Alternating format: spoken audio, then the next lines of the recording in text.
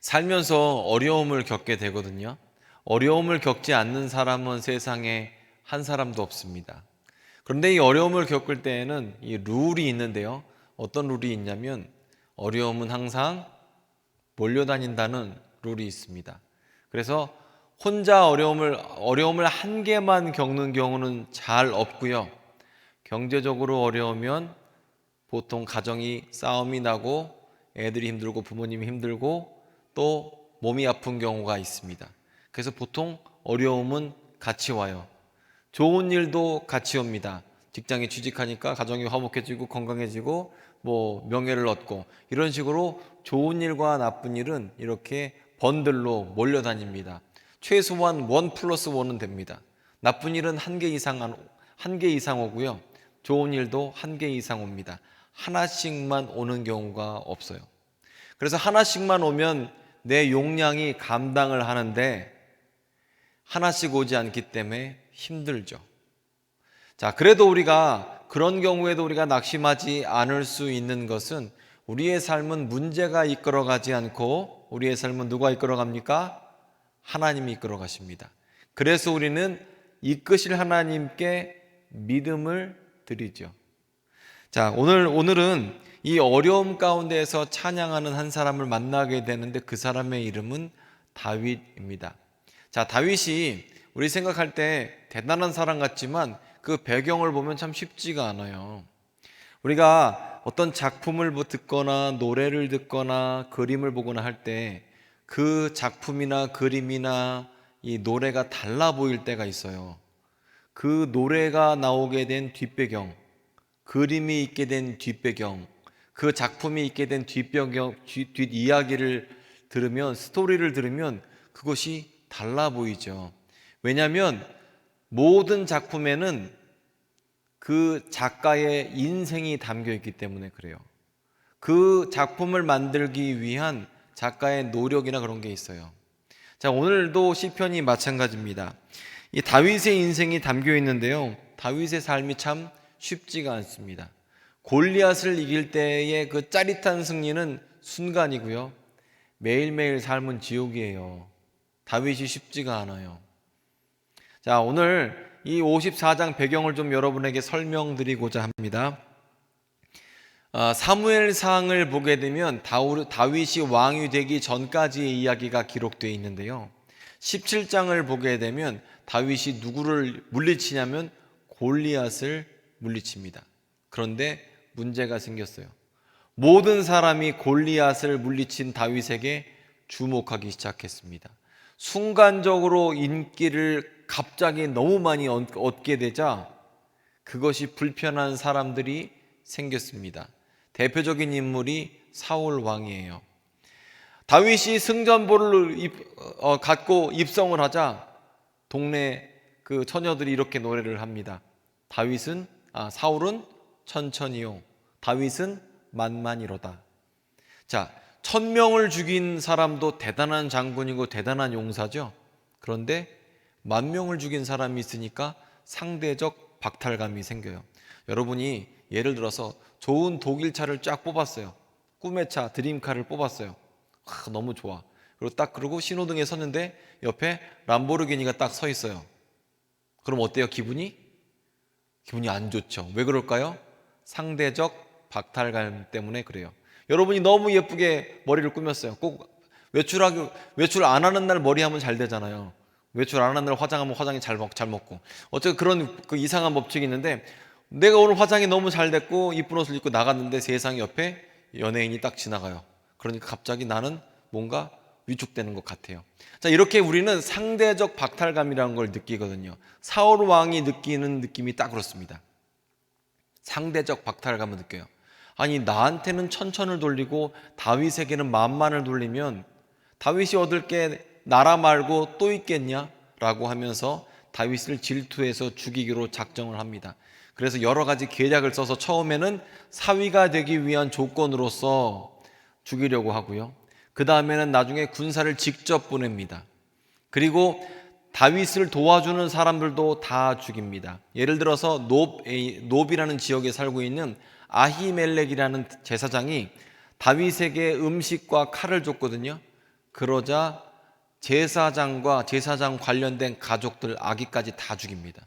85명을 살인을 하죠. 사울 왕은 다윗과 관계된 사람, 도와주는 사람은 다 죽였습니다. 참 어렵죠. 그 이후로 다윗은 블레셋 땅에 갔다가 미친 척하면서 미치광이처럼 도망 나오기도 하고요. 그리고 갔던 곳이 어디냐면 아둘람 굴이라는 곳에 정착을 하게 돼요. 그 지역에 다윗의 부모님, 다윗의 형제들이 다 왔어요. 왜냐하면 다윗과 관계된 사람들은 전부 다 사울 왕이 죽이려고 했기 때문에.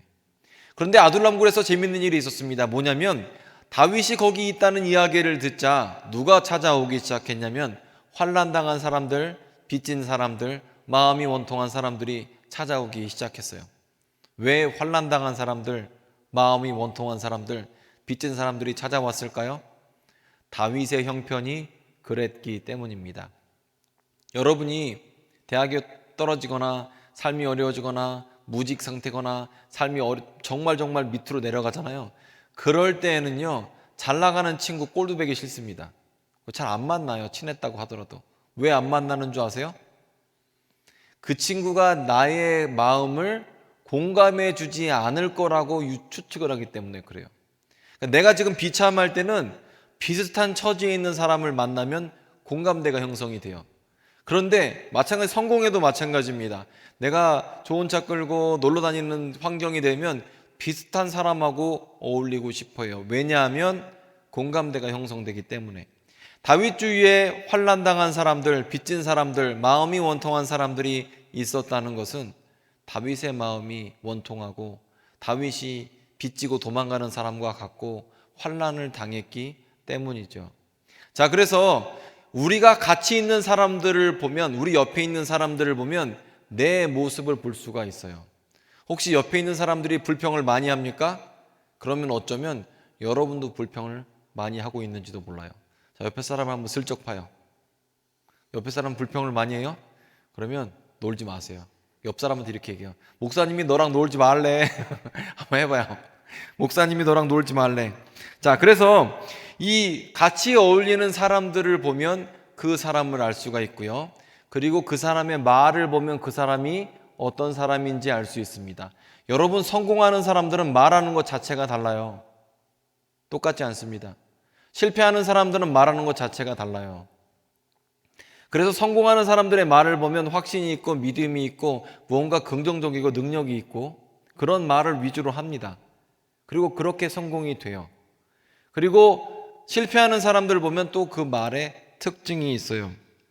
그래서 우리가 우리의 삶이 만약에 아둘람굴처럼 어두운 가운데에 있다고 하면 환경을 바꾸고 싶으면 여러분의 말을 바꾸시고 여러분과 함께 있는 사람을 바꾸셔야 됩니다. 만약에 여러분과 함께 있는 사람들을 너무 사랑한다면 여러분 말을 먼저 바꾸세요. 여러분의 말이 어떤 말을 하고 있는가? 믿음의 말을 하고 있는가? 확신에 찬 말을 하고 있는가? 이건 예외가 없어요. 결혼을 했다고 하더라도요, 남편이 아이고 나 죽겠다, 내가 잘 되겠냐, 내가 직장 생활을 제대로 할 수 있겠냐, 이런 실패의 말을 해보세요. 그러면 애가 있어도 여자는 도망간다고 그래요. 근데 반대로 아무리 힘들어도 확신에 찬 말을 하고 할 수 있다고 하고 노력하는 모습을 보이면 절대로 배우자는 떠나지 않는다라는 말을 합니다. 그래서 말을 어떻게 하느냐가 정말 중요하죠. 그래서 믿는 사람들은 어렵고 힘들 때에 상황에 따른 말을 하는 것이 아니라 어렵고 힘들 때에 믿음의 말을 하는 사람들이 믿는 사람들입니다. 믿는 사람들은 상황에 따라 반응하는 것이 아니라 하나님에 따라 반응하는 사람이거든요. 말씀에 반응하는 사람이 믿는 사람이지 상황에 반응하면 그게 뭔 믿는 사람입니까? 상황을 믿는 사람이겠죠.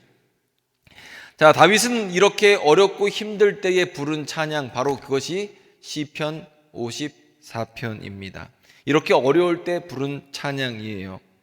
자, 그런데 1+1이라고 했습니다. 아둘람굴도 쉽지 않은데 더 어려운 일이 생겼습니다. 오늘 시편 54편 장제목을 보게 되면 이렇게 얘기를 합니다. 10사람이 사울에게 이르러 말하기를 다윗이 우리와 함께 있지 아니합니까? 이렇게 얘기해요. 그러니까 다윗이 있는 지역 동네 사람들, 로컬이라고 하죠. 현지인이라고 하죠. 이 로컬 사람들이 사울 편을 들면서 다윗을 잡아주겠다, 도와주겠다라고 얘기합니다. 이게 사실요, 누군가를 잡을 때에요, 그 지형이나 현지를 모르면 잡을 수 없습니다. 만약에 구리시에 어디서 중동에서 온 사람이 있는데 의심이 들어요. 테러리스트 같아서. 그러면 그 사람을 온 지 한 달밖에 안 됐어. 그러면 현지인들, 우리 로컬들이 쉽게 잡죠. 왜냐면 갈 데가 뻔하니까. 그렇죠? 그런데 이 현지 그 지형과 지물과 그걸 파악하는 건 정말 중요한데 다윗은 잘 모르는 상태였고 현지인들은 잘 알겠죠. 현지인들이 사울의 군대를 끌고 와서 다윗을 포위하기 시작합니다. 다윗은 지금 굉장히 어려운 가운데 있습니다. 즉 인생의 어두움이 찾아오게 된 상황입니다. 자, 그런데 이렇게 어려운 상황 가운데 다윗은 아이고 나 죽겠다라고 고백하는 것이 아니라 이 상황에서 믿음의 고백을 드리게 돼요. 찬양을 드리게 돼요. 그러면 아니 다윗은 어떻게 이렇게 믿음의 고백을 드리게 됐을까? 어떻게 찬양하게 됐을까? 궁금하지 않습니까? 그것은 바로 다윗은 어둠의 시간, 괴로움의 시간, 아둘람의 시간을 유익하게 보냈기 때문입니다. 자, 이게 굴이라는 곳은 요즘이랑 달라서 조명이 없어요. 햇빛이 안 들어옵니다. 어두워요. 혹시 여러분 굴에 가보신 적 있어요? 여름에도 굴에 들어가면 추워요. 그 습합니다. 위에 보면 박쥐도 있고요. 가끔 좋지가 않아요. 그런데 다윗은 지금 피치 못할 사정으로 아둘람 굴에서 살았어요. 그런데 사실 다윗은요, 아둘람 굴이 아니어도 인생이 지금 어둡습니다.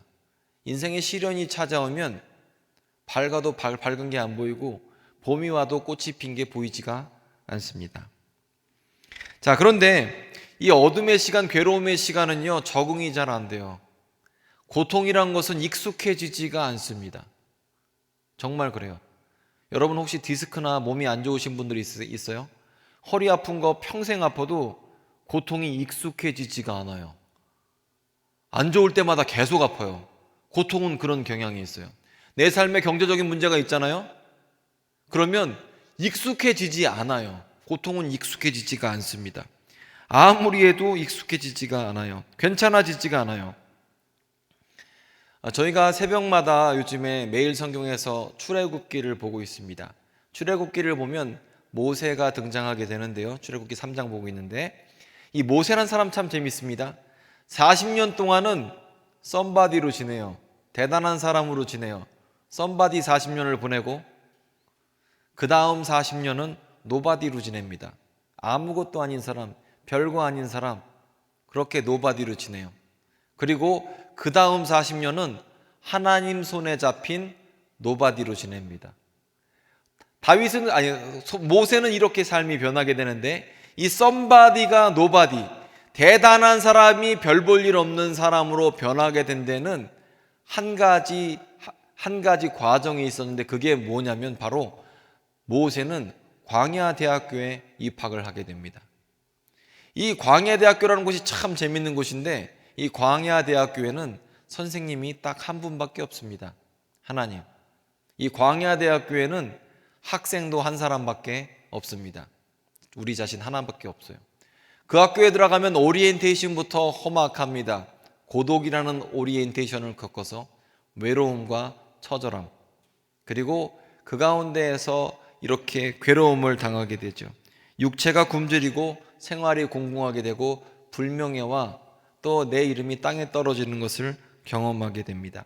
하지만 이 광야대학교에 들어가면 어떤 결과물을 얻게 되냐면 옛날에 그 대학교 들어가기 전에는 세상을 의지했어요.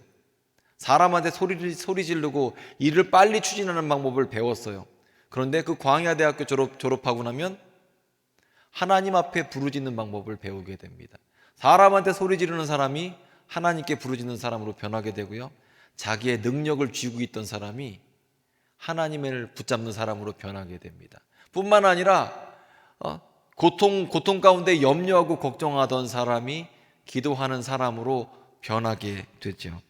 그래서 내 능력을 붙잡던 사람이 하나님을 붙잡는 사람으로 변하게 되는 그 과정이 바로 광야대학교지만 그리고 무엇보다 광야대학교에 입학을 하게 되면 참는 법을 배우게 됩니다. 참는 법을 배운 게 아니라 참을 수밖에 없어요. 광야에는 아무것도 없거든요. 내 능력도 없고 아무것도 없어요. 거기서는 참아지는 거죠. 인내를 당하게 되는 겁니다. 자, 마찬가지로 다윗은 이 광야대학교와 비슷한 시간, 아둘람 굴의 시간을 보냈습니다. 그리고 그 시간은 유익이 있었어요. 세상으로부터 모든 도움이 차단되었고, 내 능력이 차단되었고, 그리고 그 시간 가운데 다윗은 영적으로 성장하게 되었죠. 그리고 하나님을 신뢰하는 사람으로 변하게 되었습니다. 그런데 여러분, 성경을 보게 되면 대부분의 성경 등장인물들이 이런 과정을 겪어요. 에스더를 생각해 볼까요? 에스더 어때요? 에스더는 왕비죠. 예쁜 여자죠. 우리는 그것만 기억할지 모릅니다. 하지만 에스더는 엄마 아빠가 일찍 돌아가신 고아였습니다. 다니엘은 지혜와 총명이 있는 사람이고 사자굴에 던져져도 하나님이 보호하신 사람입니다. 하지만 다니엘은 포로로 끌려와서 엄마 아버지가 살았는지 죽었는지도 모르고 자기 식구들이 어떻게 됐는지도 모르고 그렇게 고립된 생활을 한 사람이 다니엘이었어요. 우리 믿음의 조상 아브라함은 어떻습니까? 75세까지 자식이 없었어요. 그리고 25년 동안이나 기다려서 이삭이라는 아들을 낳게 되었습니다. 그런데 중요한 것은 하나님께서 이 모든 사람의 어려움들을 낭비하지 않으시고 그 모든 어려움을 하나님께서 의미 있게 바꾸셔서 그리고 성장하게 하시고 자라나게 하셨습니다. 자, 그래서 우리가 광야대학교 아둘람 학교를 나오게 되면요, 우리는 내 힘대로 살지 않고 하나님 뜻대로 살아가는 사람으로 변하게 됩니다. 그렇게 성장하게 돼요. 옛날에는요, 요만한 문제 갖고도 마음이 흔들리고 자존심이 상하고 기분이 나쁘고 누군가에게 보복을 해야지 되는데, 나중에 이 광야대학교를 졸업하면 어떤 일이 생기냐면, 아유, 죽고 사는 일도 아닌데 그냥 참지 뭐, 이러고 넘어가게 돼요. 저도 그렇습니다. 뭔 일이 있으면 그냥 그러려니 해요. 더 안 좋은 일도 많은데 그 정도면 괜찮다 싶습니다. 자, 그렇기 때문에 우리가 광야대학교를 졸업하면 이런 영적인 유익이 있어요. 그래서 이 어두움의 시간은 나쁘지만은 않습니다. 자, 요즘 봄이지 않습니까? 봄에는 농부들이 씨를 심어요. 그런데 여러분, 그 씨앗은 특징이 있는데요, 이 씨앗은 빛이 있는 곳에선 싹이 안 난다고 그래요. 그리고 건조한 곳, 높은 곳에서는 싹이 안 난대요. 씨앗은 어떻게 하면 싹이 나냐면 흙에 묻어서 누르고 물 주고 그러면 어두운 곳에 놔야 싹이 난대요. 그런데 이게 우리의 신앙과 비슷하지 않습니까? 우리가 아둘람굴에 들어가고 광야대학교에 들어가면 우리가 사방으로 어려움을 당하게 되고, 그리고 그럴 때 우리의 육신적인 껍데기가 다 불어터져 갖고 떨어져 나가고, 그럴 때 놀랍게 우리 안에서 생명력이 생겨서 하나님을 향해 자라나게 되거든요. 그런데 이런 모습을 보게 되면 꼭 우리의 신앙과 비슷한 부분이 있습니다. 자, 그래서 씨 자체에는 생명력이 없지만 흙에 눌리고 물에 뚱뚱 불고 껍데기가 떨어져 나갔을 때 생명력이 자라는 것처럼 우리 신앙도 광야 가운데 유익이 있고 아둘람굴 가운데 유익이 있습니다. 그리고 거친 풍파가 있다고 해도 괜찮은 것은, 거친 풍파는요, 우리의 믿음을 거칠게 합니다. 그래서 거친 풍파가 있으면 버티면요, 우리의 믿음이 강인해지죠. 버텨져요. 내면을 강하게 합니다. 우리의 인생이 참 뜻대로 되면 얼마나 좋겠어요. 하지만 뜻대로 되지 않을 때, 그런 일이 있을 때 우리는 기도하는 방법을 배우게 돼서 신앙적 유익이 있습니다. 그리고 이 어둠의 시간이 되면요, 제일 좋은 게 뭐냐면 우리의 한계를 체험한다는 거예요. 와, 여기가 내 한계예요. 여기까지밖에 안 되겠어. 못 견디겠어. 근데 이 한계는요, 하나님의 능력의 경계선이거든요. 요거 위부터는 하나님의 능력입니다. 나는 여기까지만 그동안 경험을 못했어요. 여기까지밖에. 근데 어둠의 시간에 딱 들어가면 여기까지가 딱 느껴져요. 그러면서 그 위는 이건 하나님의 능력의 그 공간이구나, 영역이구나라고 우리는 믿게 되죠. 그걸 경험하게 되는 겁니다. 자, 그래서 우리는 이런 믿음의 연단을 받게 되는데 시편 54편은 이런 연단 가운데 부른 찬양입니다. 이런 확신 가운데 부르는 찬양이에요. 지금 54편 읽어보시면 아시겠지만 문제 해결 안 됐습니다. 포위 상태입니다. 괴롭습니다. 그런데 성경 보게 되면 6절 한번 볼까요? 6절 제가 읽겠습니다. 내가 낙헌제로 주께 제사하리이다. 우리 큰 소리를 읽겠습니다. 시작. 내가 낙헌제로 주께 제사하리이다. 자, 여기까지만 됐어요. 이 낙헌제가 뭐냐면 주님 앞에 드리는 제사 중에서 결과를 따지지 않고 드리는 제사예요. 보통의 제사는 내가 축복을 받고 응답을 받고 감사할 제목이 생기면 감사를 드리죠. 그렇죠. 여러분, 감사 제목이 다 하나님 합격해 주셔서 감사합니다, 범사의 여러 가지 일들을 보호해 주셔서 감사합니다라고 드리는 결과로서의 감사예요. 그런데 낙헌제는 축복과 관계없이 내가 드리는 감사예요. 그러면 축복과 관계없이 드리려면 어떻게 드려야 돼요? 믿음으로 드려야 됩니다. 지금 내 상황이 전혀 좋아지지 않았습니다. 하지만 내가 주님 앞에 믿음으로 감사를 드립니다. 왜냐하면 우리 주님께서는 이 상황을 이끌어 가시기 때문입니다. 그렇기 때문에 내가 주님께서 하시는 대로 믿음의 고백을 드립니다. 자, 로마서 4장 17절을 보면 우리 하나님은 어떤 하나님이세요? 죽은 자를 살리시며 없는 것을 있는 것처럼 부르시는 분이 우리 하나님이세요. 그래서 내가 지금 나에게 평안이 없지만 평안이 있다고 외치고, 나에게 지금 여러 가지 문제가 있지만 문제가 없다고 외치고 지금 주님 앞에 감사 제사를 드리는 게 바로 이 낙헌제의 감사 제사죠. 지금 다윗은 지금 축복과 관계없이 믿음으로 지금 하나님 앞에 감사를 먼저 드리고 있습니다. 그리고 보이지 않는 것을 있는 것처럼, 보이는 것처럼 믿음으로 감사를 드리고, 없는 것 가운데에 하나님처럼 있는 것을 믿고 감사를 드리는 거예요. 우리 하나님은 어떻게 말씀하세요? 빛이 없는데 빛이 있으라 말씀하셨어요. 없는 것은 있는 것처럼 불러내세요. 공허하고 혼돈한 가운데에서 궁창을 나누시면서 무질서 가운데에 질서를 창조하시는 분이 우리 하나님이세요. 자, 그렇기 때문에 우리가 주님 앞에 나아갈 때는 상황에 반응하는 것이 아니라 하나님께 반응을 해야 돼요. 제가 설교 초반에 여러분 상황을 바꾸고 싶으면 옆 사람을 바꾸십시오 이렇게 말씀드렸잖아요. 그리고 옆 사람을 바꿀 수 없으면 여러분의 입술의 고백을 바꾸십시오 이렇게 말씀드렸지 않습니까? 자, 우리의 입술의 고백을 우리는 아둘람굴에서 배우게 되고요, 광야에서 배우게 됩니다. 그래서 그 과정을 딱 통과하게 되면요, 우리는 어떻게 해야 돼요? 이 상황에 내가 반응하지 않고 믿음에 반응하겠다, 그런 거죠. 자, 오늘 말씀에 결과가 없어요. 여기서 54편엔 찬양만 나옵니다. 결과가 여러분 알고 싶으시죠? 사무엘상 23편을 보면 결과가 이렇습니다. 10사람과 사울의 군대가 다윗을 포위해요. 다윗은 이렇게 포위했기 때문에 절로 뛰고 저 위에서 포기했기 때문에 일로 뛰어서 잡히기 직전까지 왔습니다. 도망갈 데가 없어요 이제. 그런데 그때 부르는 찬양이 오늘 찬양이잖아요. 주님, 내가 낙헌제로 주님 앞에 감사를 드립니다. 지금 저기 보이는데 감사를 어떻게 합니까? 그런데 갑자기 이 퍼펙트 타이밍으로 놀라운 일이 생겼습니다. 갑자기 블레셋이 사울의 본거지를 쳐들어오는 바람에 사울이 전가를 받게 돼요. 당신 성이 지금 털리고 있습니다. 여러분 좋아하는 표현, 털리고 있습니다. 빈지털이 당하고 있습니다. 그래서 사울이 자기의 군대를 빼게 됩니다.